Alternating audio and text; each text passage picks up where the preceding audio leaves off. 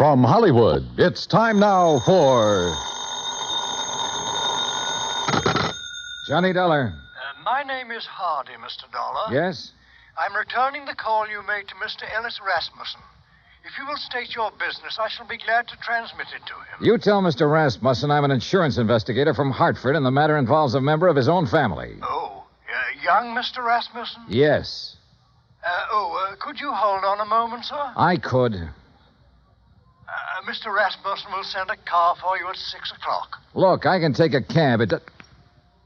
Oh, well.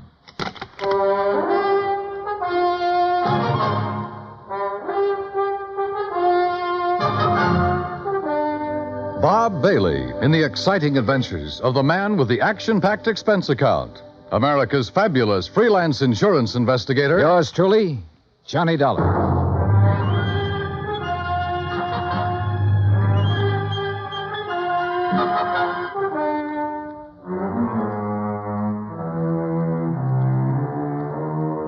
Expense account submitted by Special Investigator Johnny Dollar to the Universal Adjustment Bureau, Hartford, Connecticut. The following is an account of expenses incurred during my investigation of the Rasmussen matter. Expense account item 1, $204.35, airfare from Hartford to San Francisco to Los Angeles.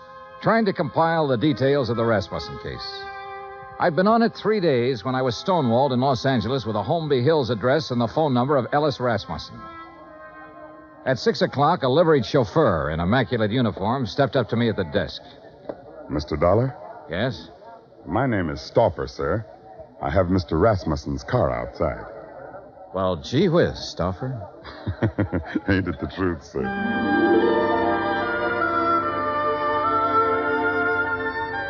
A few minutes later, when we turned into the lush green Holmby Hills section, I had a suspicion I was about to deal with a bona fide millionaire. When we parked in front of the big two-story colonial home and a man with graying hair and swallowtail coat stepped out of the door, well, I knew I was going to meet the real article. I'm Hardy, sir. Hello, Hardy. Mr. Rasmussen is waiting for you. This way, please. We stopped in front of a huge paneled door. Hardy tapped on it once, then pulled on the knob. As we entered, a tall man with a shock of pure white hair rose from his chair and turned toward us. This is Mr. Dollar, Mr. Rasmussen. I want about 4 fingers of sour mash. What do you want? Oh, you took the words right out of my mouth, Mr. Rasmussen. Very good, sir. He's a pretty nice fellow. We're all pretty nice fellows around here, Mr. Dollar. Sit down. Thanks. Could you hand me that lighter? Oh, sure. Here. Thank you.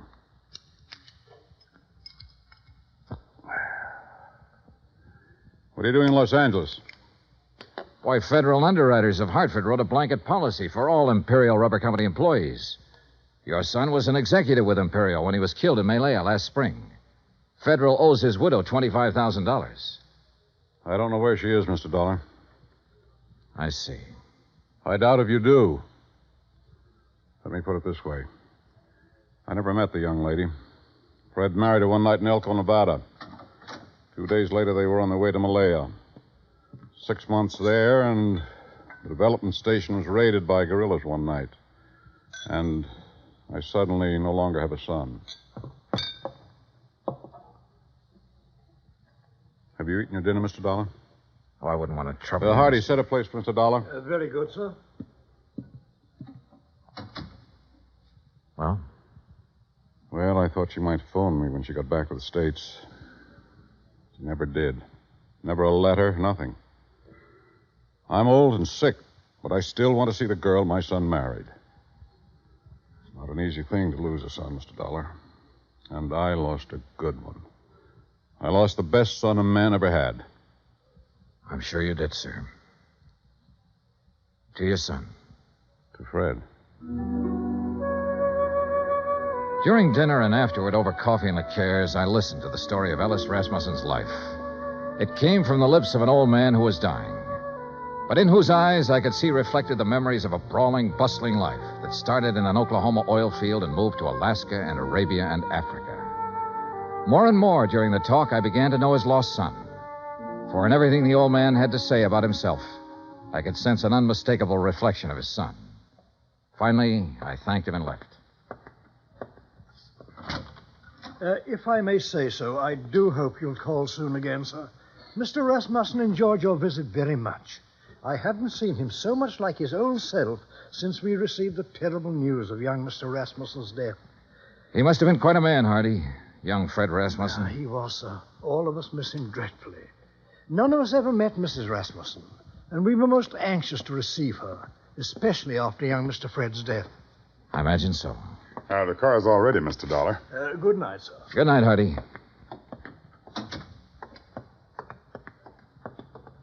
Fine night, Mr. Dollar. Yeah.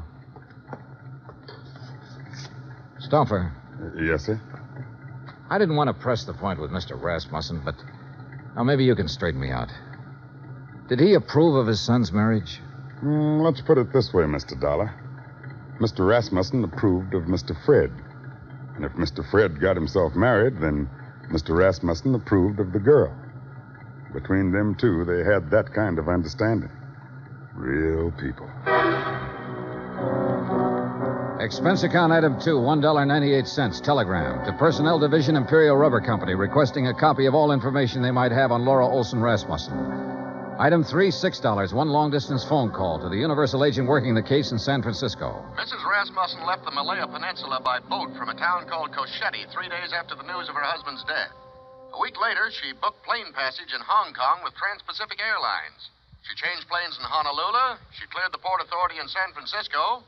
From there on, we lost her. Get a list of all the passengers who were on that plane. Okay. Get someone checking the hotels in the Bay Area. She might have checked into one when she hit Frisco. Okay. Now listen, we're looking for a woman whose husband was brutally murdered about 2 weeks before she got back to the States. If she's anything like I think, she was probably about at the end of a rope. Now start asking questions at places where people like that go. Right. On Wednesday morning, I rented a car. That's item 4, $25, and made the rounds. First stop, Los Angeles Board of Education. By 4 o'clock in the afternoon, I had found 35 Laura Olsons who had attended public school in Los Angeles and were more or less in the proper age bracket. The next day, the folder arrived from Imperial Rubber Company. Among other things, it contained a passport picture and a complete description of Laura Olson Rasmussen. She was a blonde girl with a pouting, sultry kind of mouth and wide, dark eyes.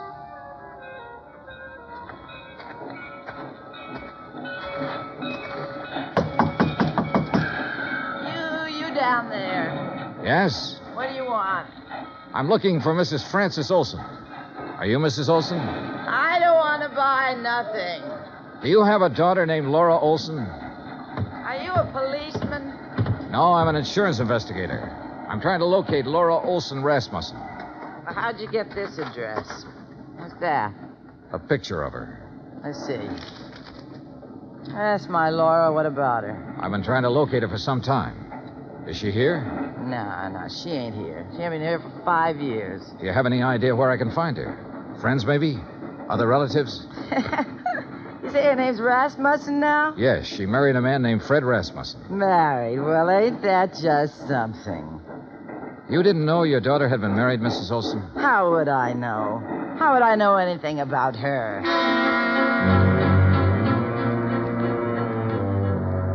Saturday at noon, a registered letter arrived from the agent in San Francisco containing the list of passengers who had been on the plane with her. 3 of the names were in the Los Angeles area, including a Mr. Oberlin who lived in Pasadena. For sure I remember her. Real pretty. We sat together all the way from Honolulu. What's up? We're trying to locate her, Mr. Oberlin.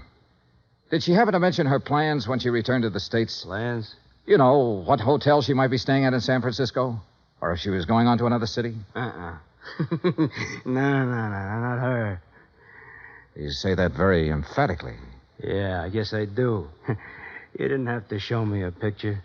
You know, a guy always prays he'll meet someone like her on a plane, you know what I mean? Yeah, live it up. Yesterday's gone, she said tomorrow ain't here, and the only thing we got is today. Yeah, we had a swell time. You're sure about this? We were pretty chummy, pal, if you want the truth of it.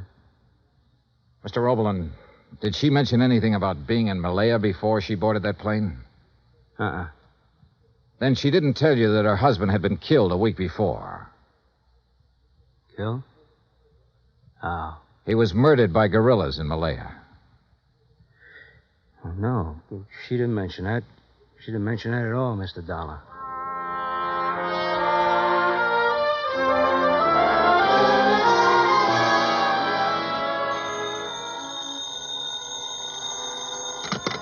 Johnny Dollar. This is Hardy, Mr. Dollar. How are you, Hardy? How's Mr. Rasmussen? He's not so well, sir. That's why I called. Could you possibly find time to visit him? Tonight? May I send a car right away? Is it serious? He's dying, sir.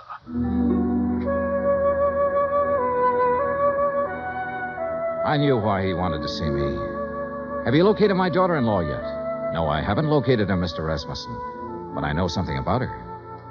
I know she drank whiskey and flirted with a fat salesman on an airplane all the way from Honolulu to San Francisco. I know her mother's a drunk. I know she didn't think enough of you or your son to contact you or anybody else when she got back. Mr. Rasmussen, it looks to me like your daughter-in-law's a first-class bum.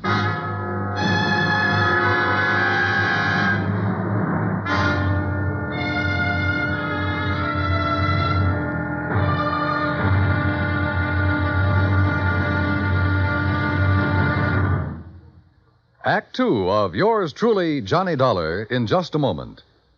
Our daily lives are sharply affected by world news. And for a complete roundup of the news every single weekday evening, just keep your dial on CBS Radio for the news broadcasts of our famous CBS newsmen, Edward R. Murrow and Lowell Thomas. Hear up-to-the-minute news with Edward R. Murrow and Lowell Thomas on CBS Radio. Now, Act Two of yours truly, Johnny Dollar, and the Rasmussen Matter.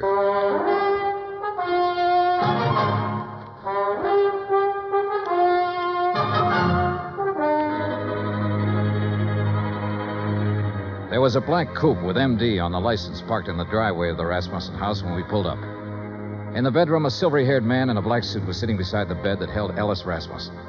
He was introduced as Dr. Butler. Then I shook the hand of Mr. Rasmussen. Someone suggested that Dr. Butler might like to use the library for his calls. And I was alone with the old man. If you want some whiskey, keep it in the sideboard over there. Not now, thanks. I wish I had some news for you, Mr. Rasmussen. We're finding out things, but we haven't found her yet. What things? Oh, things. Nothing important. Dollar, if I judge you right, you know your business.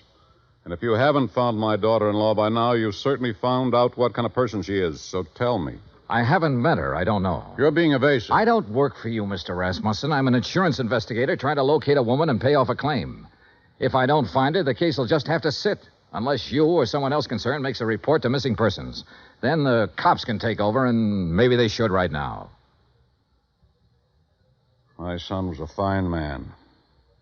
I can look back on all the years I had with him and be proud of every year and every day. He married a girl named Laura Olson. I don't know where she came from or who she was, but I know my son wouldn't have married her unless he loved her, unless she loved him in return and was worthy of his love. You know a lot, Mr. Rasmussen. Perhaps I should go to the police. No, don't do that. We'll find her, Mr. Rasmussen. We're getting it narrowed down. Well, I'd better leave now. As you say. Mr. Dollar. Yes, sir. I want to see her. Yes, sir. I'm sorry I talked to you the way I did.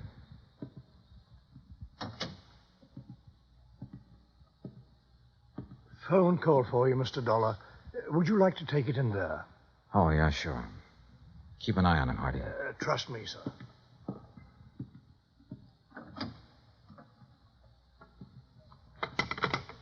Johnny Dollar. This is Officer Daly, Los Angeles Police. Oh, yeah. You the insurance guy looking for a Laura Olson Rasmussen? Yeah, have you got anything? We got her. Huh? She's here with the rest of the girls in the drunk tank.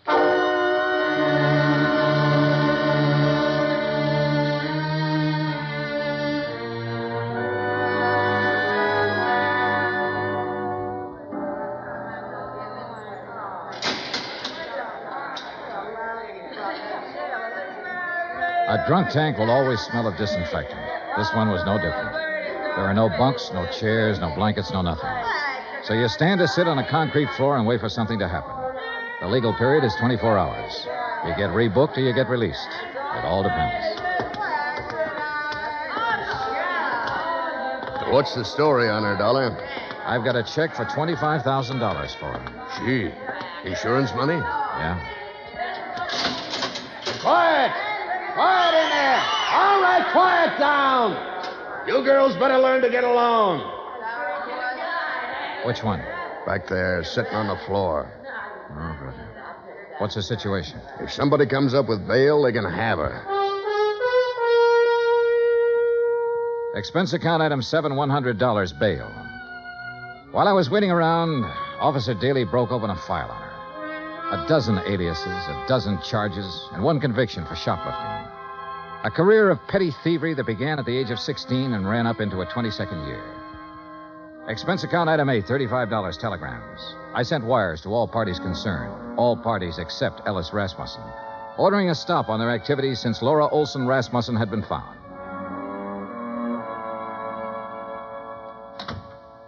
Over there. Who are you? My name's Johnny Dollar. Thanks for getting me out. Why? I did it for a friend. Friend. I didn't know I had any.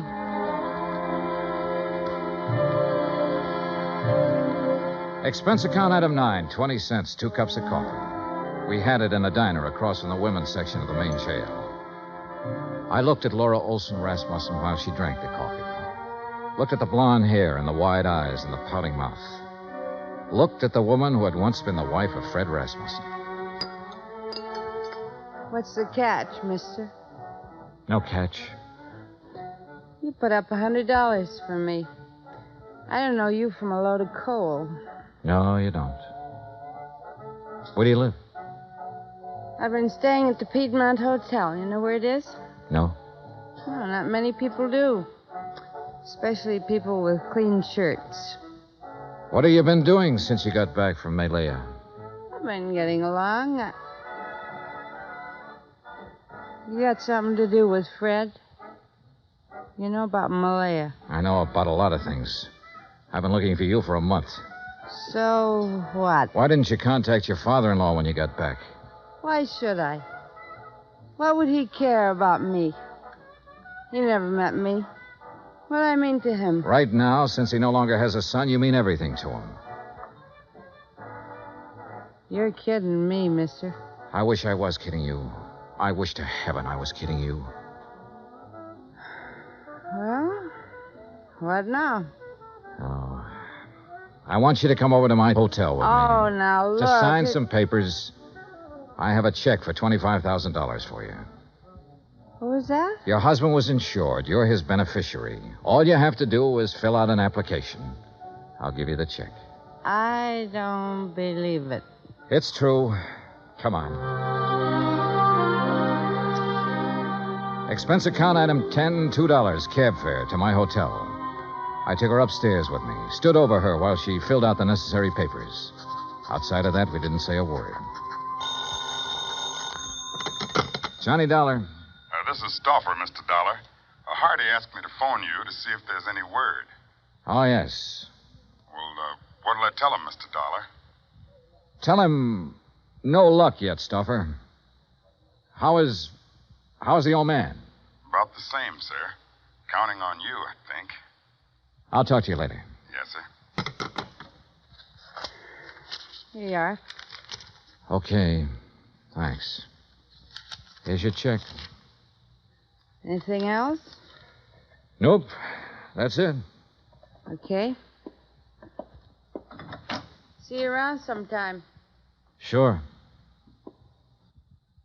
Fred told me about a man named Stauffer who worked for his old man for years. Was that him on the phone just now? Yeah. Yeah.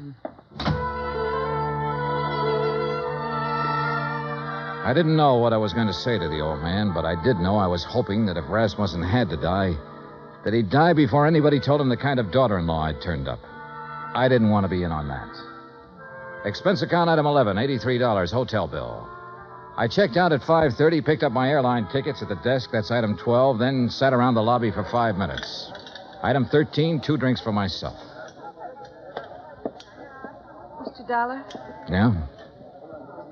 Oh. I read in the paper that Ellis Rasmussen is dying. Is that true? That's true. Mind if I sit down? Suit yourself. What are you drinking? Nothing. I know why you didn't tell them you found me, and I don't blame you. If Fred's dad is anything like Fred was, then I know how you felt. Finding me the way you did. Let's forget it, Mrs. Rasmussen, shall we? I'd like to meet Fred's father. So you want to meet him, huh? The human thing would have been to see him when you came back. But not a line, not a word. That old man in that house knows his son was really a man. And on that basis, he believes, without seeing you, that his son married a real woman. He had love and sympathy and help and devotion and all the things you don't seem to have any use for waiting for you in that house. Oh, never mind. I loved Fred. Loved him from the first minute I saw him. You know what I was doing when I saw him? Was serving cocktails in a place like this. He didn't ask me what kind of a family I came from, whether I was good or bad. He just put one of those big arms around me one night and said, "You're mine." He said that to me. He said it because he loved me. No one ever loved me. No one. But he did. I told him who I was and where I came from, and all he said was, "You're with me now."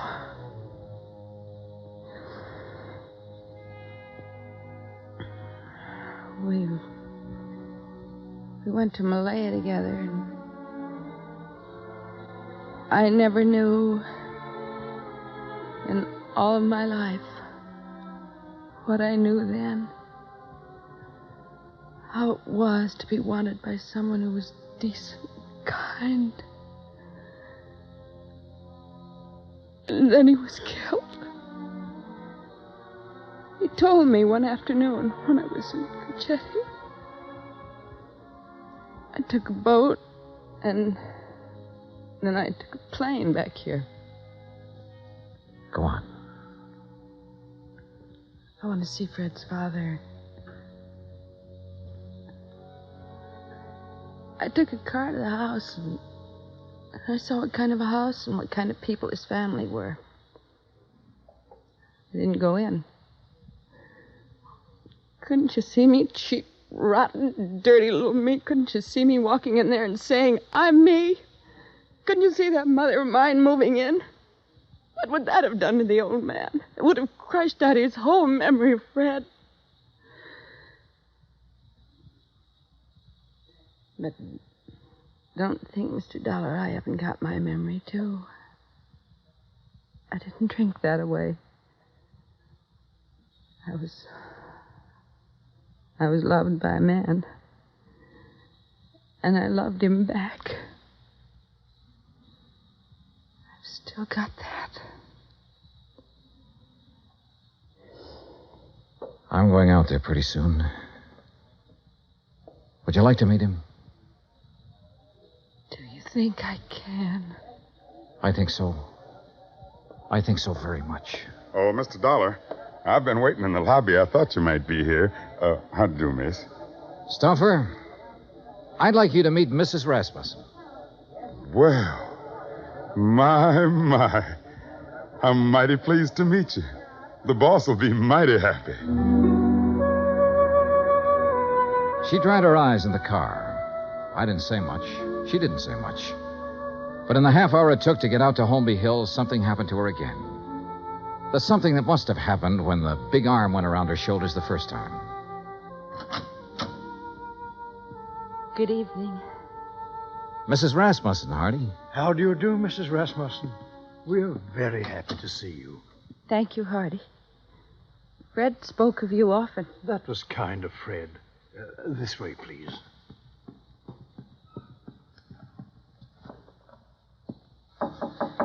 Come in. I think you can introduce Mrs. Rasmussen, Mr. Dollar. Ring if you need me, sir. I'm scared. Laura, if there ever was a man for you not to be scared of, it's that man in there. How can I tell him about myself? I've been in jail. I can't. Watch. Well, Mr. Dollar, come in. I've brought someone for you to meet, Mr. Rasmussen. Come here. You'd be my son's Laura. Yes, you're Laura. Oh, Yes. Oh, now, there. Here. Now, look. Us Rasmussens mustn't meet like this with tears. there's so much I have to tell you. No. There's nothing you have to tell me. What? Let me put my arm around you. There. Now, feel it? Mm-hmm.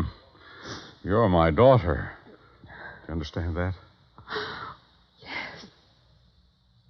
Oh, yes. Then that's all the explanations we need between us. Yes. Hardy. Yes, Mr. Rasmussen? Bring Mrs. Rasmussen some brandy, I think. And I'll have some sour mash. Mr. Dollar? Sure. Make mine sour mash, too, Hardy. Very good, sir.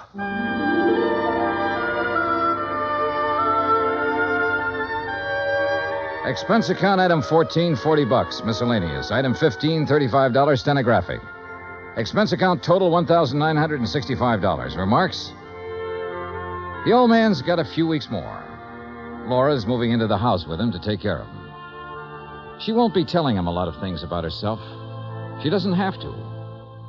You should have stood there like I did and seen that big arm go around her shoulder when he said, "You're my daughter."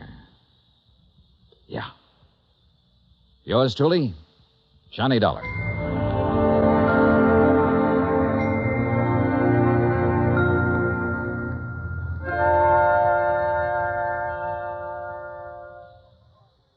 Our star will return in just a moment. Folks abroad want to know more about us Americans, how we live, how we eat, what we do in our leisure time. You know something? You can help promote international goodwill by corresponding with someone abroad. For the name of a correspondent, write to Letters Abroad, 45 East 65th Street, New York. That's Letters Abroad, 45 East 65th Street, New York. Stay tuned for 5 minutes of CBS News to be followed over most of these same stations by the FBI in Peace and War. Now here's our star to tell you about next week's story. Next week, one cute, tiny little mouse, that's right, mouse, almost scares a big insurance company out of business. Join us, won't you? Yours truly, Johnny Dollar.